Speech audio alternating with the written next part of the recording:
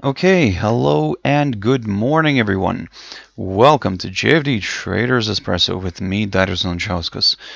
Today is the 23rd of December 2019, so welcome everyone. Welcome to this Monday's morning session where we're going to have a quick look at the markets, a few of the charts, the usual stuff. But before we do that, as always, let's quickly have a read through our risk disclaimers. So,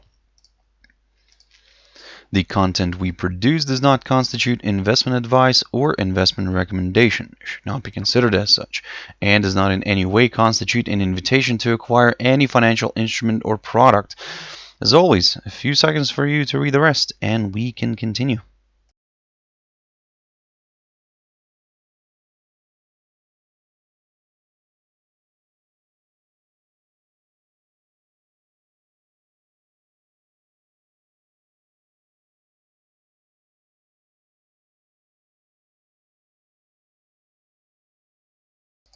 Okay, also just before we jump into the charts, quick mentioning of our JFD YouTube channel here, to which you can always subscribe to in order not to miss any of our upcoming videos.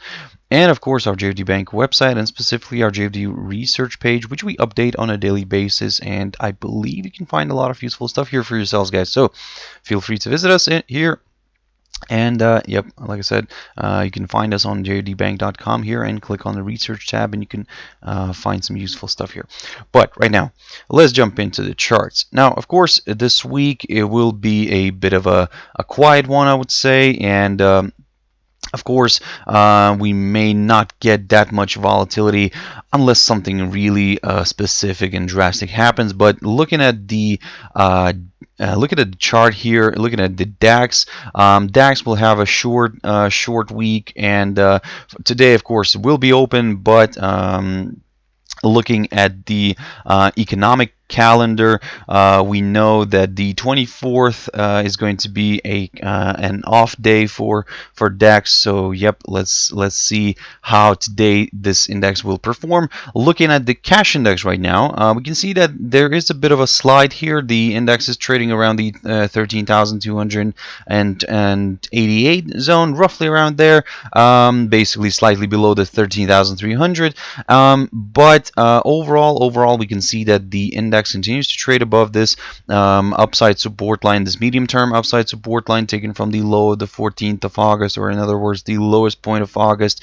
And in a way, there is a possibility to see this one drifting a little bit lower here. As we can see that last week, the index kind of struggled to push above the 13,425 mark, and we saw the index declining at the end of the week. So basically, on Friday, of course, it did try to push higher, but still wasn't. The bulls were not strong enough to lift it back to the highs of last week. So. Now what we're going to be looking at here is first of all we're going to be very careful, because still it's a very tricky one. On one hand, we are still above this upside support line. On the other hand, from the very short-term perspective, there is a possibility for this one to correct lower. Now, again, this move lower still could be seen as a temporary correction, so before another leg of buying. But in a way, for those who are more on the cautious side, you could in a way just wait for a break above the 13,425 zone and then target the upside. Then we could aim for the 13,600 and maybe above that. So for now, if we look at the daily chart, let me just quickly jump into that one. For now, basically, this is how the whole story looks like here, and in a way, there we go. So this level here, the 13,600 territory, could be a very important one to watch, especially if the index pushes above the 13,425 zone. That 13,600 is the highest point of January 2018. Again, but as I said, from the short-term perspective, there is a possibility for a bit of a decline.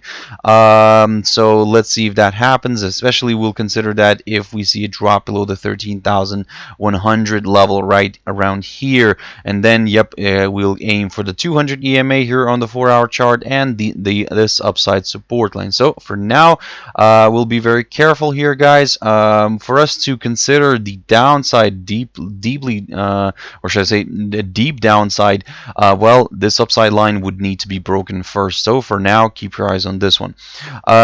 Gold.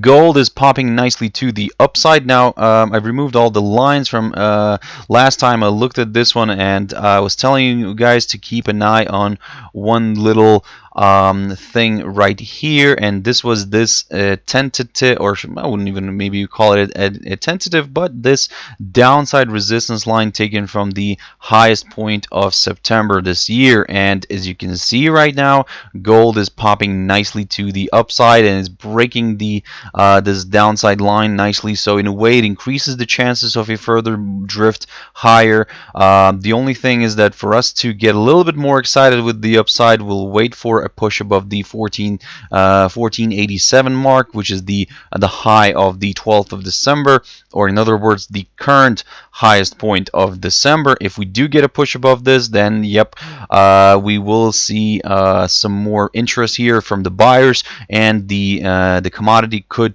continue traveling higher, could continue moving towards the 1516 zone, or the slightly above that. We do have the 1518 area, but again, don't get me wrong, we do have a bunch of interesting levels in here. Of course, the psychological 1500 level, which should be kept an eye on, and of course then slightly above that we do have some other levels, like this little inside swing low here of at 1503. So but initially, if we do get a push above the 1487, our main target is going to be the psychological 1500 level. So we'll keep an eye on this one. Again, everything's looking quite positive here. The only thing is that just for that extra confirmation, a break above the 1487 zone, and maybe at least a close of a 4-hour candle would be good here. And yes, we could start considering higher highs, higher levels here, and yep, we'll take it from there.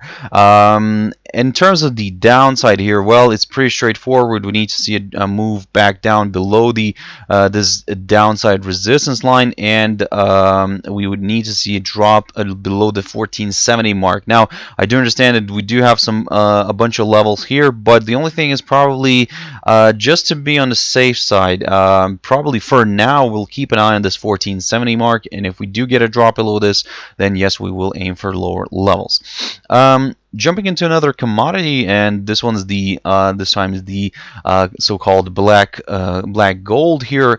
So the WTI oil. Now, last time I've picked up on this one, and you can see that the chart kind of moved slightly from the last time I looked at it. So in a way, but what's interesting here, that it managed to have a perfect hit of our target here near the 61.40. I talked about this one previously. That was one of the an inside swing low here, an intraday swing low, I would say, near the 61.40 mark, and we had a perfect test of that, and the commodity started drifting lower. Now, in order to kind of get this up to date now, let's remove all the lines. And one thing we could probably still consider here, now I do understand it's not maybe ideal, but not ideal touchings, if I can call them like that, but basically we do have ourselves somewhat of a channel here still.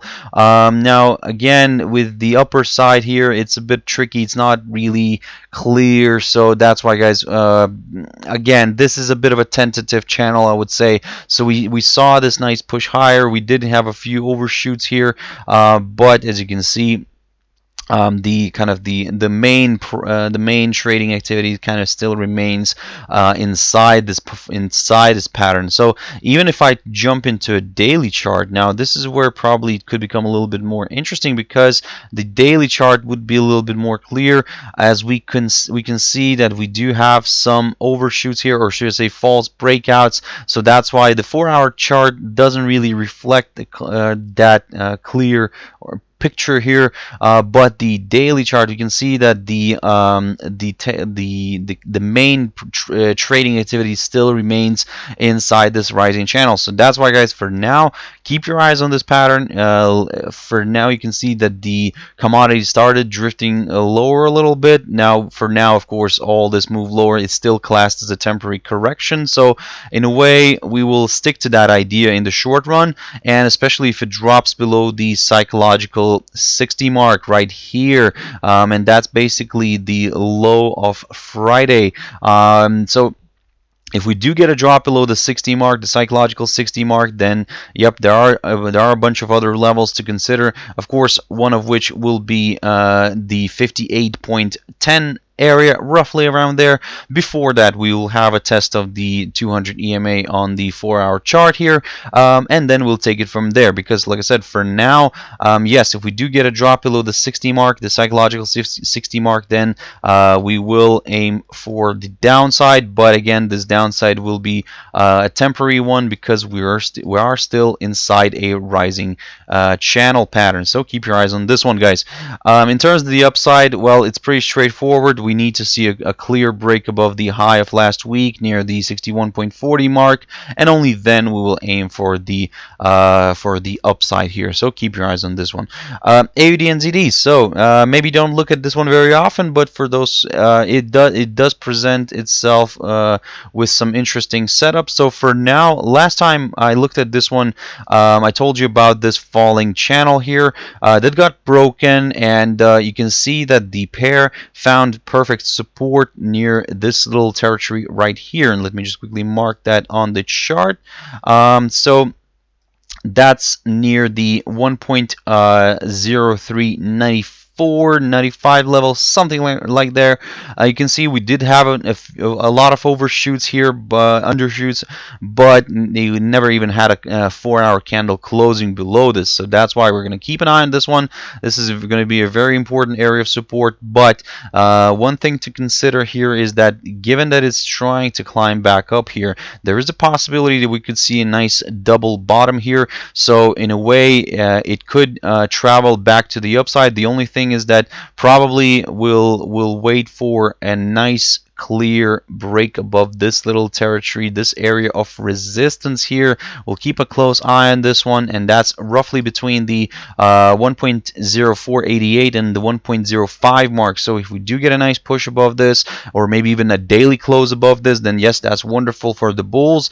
And we could consider then, of course, the 200 EMA here on the 4-hour chart, and then maybe higher levels if that gets broken. So very interesting area to watch. Don't forget that we may end up ranging here as well. So that's why don't rush into this yet, because like I said, if we are going to start ranging here, we may see the rate kind of drifting back down again, maybe testing this area, maybe even overshooting it again.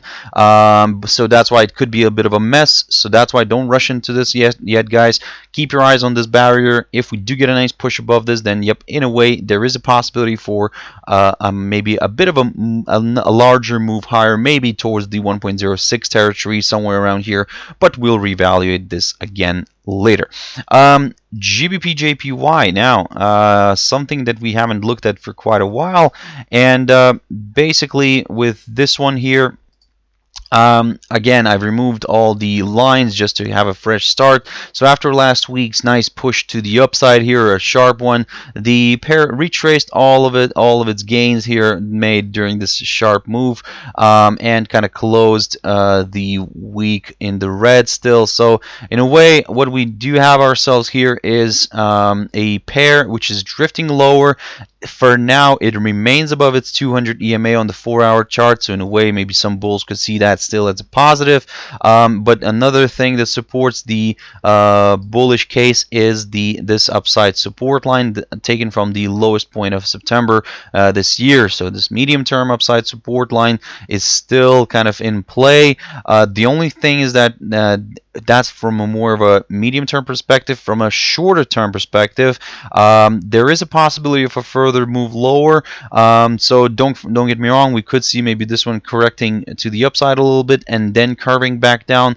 But the way you could play this one out safely is keep your eyes on, let me just quickly put this one on the chart. Keep your eyes on this little territory here near the 141.96 mark.